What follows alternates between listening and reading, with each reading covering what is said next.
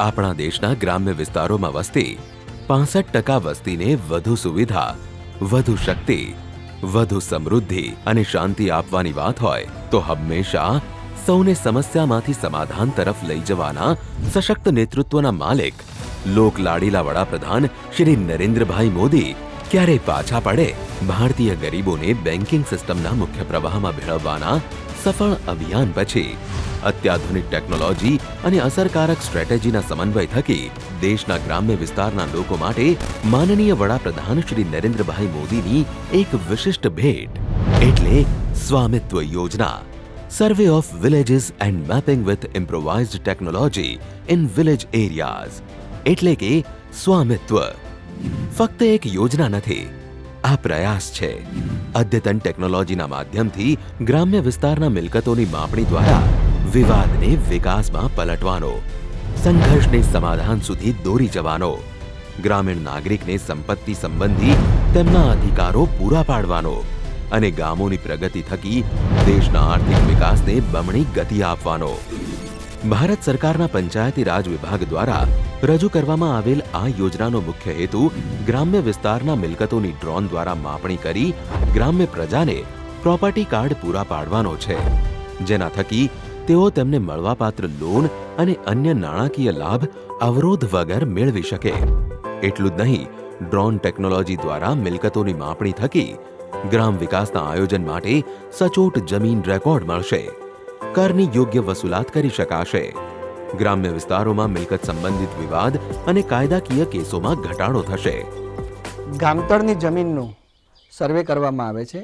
આ જમીન એવી હતી જે વર્ષોથી આનો સર્વે થયેલો નહોતો, જેના કારણે લોકો પોતાની માલિકી સિદ્ધ કરી શકતા નહોતા, જેના કારણે ગામતળની અંદર આંતરિક ઝઘડા થતા હતા.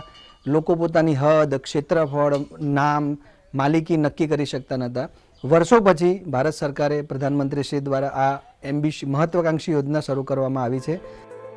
આ સમગ્ર યોજના અંતર્ગત પંચાયત વિભાગ દ્વારા પ્રચાર પ્રસારની કામગીરી જેમ કે ગ્રામ્ય કક્ષાએ ગ્રામસભાનું આયોજન, ચૂના માર્કિંગ અને અન્ય કામગીરી સંભાળવામાં આવે, જ્યારે મહેસૂલ વિભાગના સેટલમેન્ટ કમિશનર કચેરી દ્વારા હક્ક ચોકસીની કામગીરીના અંતે પ્રોપર્ટી કાર્ડ તૈયાર કરવાનું કાર્ય હાથ ધરવામાં આવ્યું. ભારત સરકારના સર્વે ઓફ ઇન્ડિયા, પંચાયત વિભાગ અને મહેસૂલ વિભાગની સામેલગીરી ધરાવતી આ યોજનામાં પ્રથમ તબક્કામાં સર્વે ઓફ ઇન્ડિયા દ્વારા કોર્સ નેટવર્કની સ્થાપના કરવામાં આવી, જ્યારે બીજા તબક્કામાં ગ્રામ્ય વિસ્તારોમાં ડ્રોન દ્વારા મિલકતની માપણી કરવામાં આવી. સર્વે ઓફ ઇન્ડિયા દ્વારા ડ્રાફ્ટ નકશા તૈયાર કરીને નકશાનું ગ્રાઉન્ડ ટ્રુથિંગ એટલે કે નકશા મુજબ મિલકતોની સ્થળ સ્થિતિની ખરાઈ કરવામાં આવી. ડ્રાફ્ટ નકશામાં જરૂરી સુધારા કરી પાછા જમીન દફતર કચેરીને આપવામાં આવ્યા. આ તો થઈ કામગીરીના તબક્કાઓની વાત, પણ વાસ્તવિક કામગીરી કેવી રીતે કરવામાં આવે છે? સૌ પ્રથમ તો સર્વે ઓફ ઇન્ડિયા એસઓઆઈ દ્વારા મિલકતની સીમા દર્શાવતી શેપ ફાઇલ પૂરી પાડવામાં આવે છે, જેમાં મિલકતનો રેફરન્સ નંબર, કુલ ક્ષેત્રફળ, ખુલ્લી જગ્યાનું ક્ષેત્રફળ, બાંધકામનું ક્ષેત્રફળ દર્શાવેલ છે, જેને મેપ 1 કહેવાય છે. પંચાયત વિભાગ દ્વારા તલાટી કમ મંત્રી દ્વારા ગ્રામ સુવિધા પોર્ટલ પર આકારણી પત્રક અપલોડ કરવામાં આવે છે, જેથી સ્વામિત્વમાં આકારણી પત્રક મુજબ ઘર અથવા મિલકત ધારકનું નામ, સરનામું, મિલકતનું વર્ણન વગેરે આપોઆપ દેખાય છે. આ વિગતોને સ્વામિત્વ એપ્લિકેશનમાં ગ્રાઉન્ડ ટ્રુથિંગ દરમિયાન અપલોડ કરવામાં આવે છે. સાથે સાથે સર્વે ઓફ ઇન્ડિયા દ્વારા આપવામાં આવેલ મેપ 1નું જિલ્લા કક્ષાએ નિયુક્ત થયેલ તલાટી કમ મંત્રીશ્રી અને પંચાયત વિભાગના વીસીઈ તથા મહેસૂલ વિભાગના સર્વેયર, લાયસન્સી સર્વેયરોની સંયુક્ત ટીમ દ્વારા ગામે ગામ જઈ સર્વેક્ષણ કરવામાં આવે છે અને સર્વેમાં દાખલ કરાયેલી વિગતો અનુસાર મિલકત નંબર સાથે મેપિંગ કરી મેપમાં દર્શાવ્યા મુજબ માપની ચકાસણી કરવામાં આવે છે. ચકાસણી યોગ્ય જણાય તો તેને પુરાવારૂપ ગણી સ્વામિત્વ યોજનાના પોર્ટલના ફોર્મમાં તેને દાખલ કરાય છે અને તેને આધારે મિલકતના પુરાવા મેળવવાની સિસ્ટમ જનરેટેડ નોટિસ નંબર 2 તૈયાર થાય છે. આ નોટિસ નંબર 2 દરેક મિલકત ધારકને વ્યક્તિગત ઉપરોક્ત ટીમ દ્વારા પહોંચાડવામાં આવે છે અને સાથે એક જાહેર નોટિસ પણ ગ્રામ પંચાયતે મૂકવામાં આવે છે. તેની સાથે સાથે સર્વેયર અથવા સિનિયર સર્વેયર દ્વારા સુધારા વધારા કરીને તૈયાર કરાયેલ મેપ સર્વે ઓફ ઇન્ડિયાને આપવામાં આવે છે. ત્યારબાદની કામગીરી છે હક્ક ચોકસીની કામગીરી, જે અંતર્ગત સિસ્ટમ જનરેટેડ નોટિસ નંબર 2ની પ્રક્રિયામાં મળેલ પુરાવાને આધારે ઠરાવ કરી તે અનુસાર ઠરાવની જાણ કરતી વ્યક્તિગત તથા નોટિસ 6 વિતરણ કરવામાં આવે છે. પ્રમોલગેશન કરવા માટે નિયત સ્થળ, સમય દર્શાવતી જાહેર નોટિસ 105 સિસ્ટમ જનરેટેડ નોટિસમાં દર્શાવેલ સ્થળે પ્રસિદ્ધ કરવામાં આવે છે.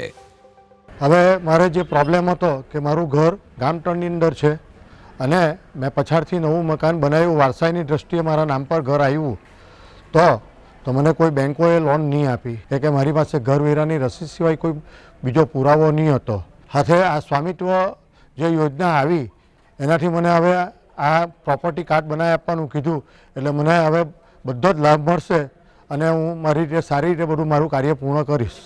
અત્યાર સુધી અમારા પાસે અમારા જમીનનો કોઈ પુરાવો હતો નહીં અને હવે જે સરકારશ્રી આ પ્રોપર્ટી કાર્ડ બનાવવાની યોજના લાવ્યા છે તો એનાથી અમે બેંકમાં ધિરાણ લઈ શકીશું અને એનાથી ગામ લોકોને પણ ઘણો ફાયદો રહેશે અને અમે હકથી કહી શકીશું કે આ અમારું ઘર છે. અને સ્વામિત્વ યોજના હેઠળ જે કાર્ડ મને આવ્યું છે દરેક જુદી યોજનાઓમાં મને લાભ કરતા થશે તે માટે સરકારનો આભારી છું.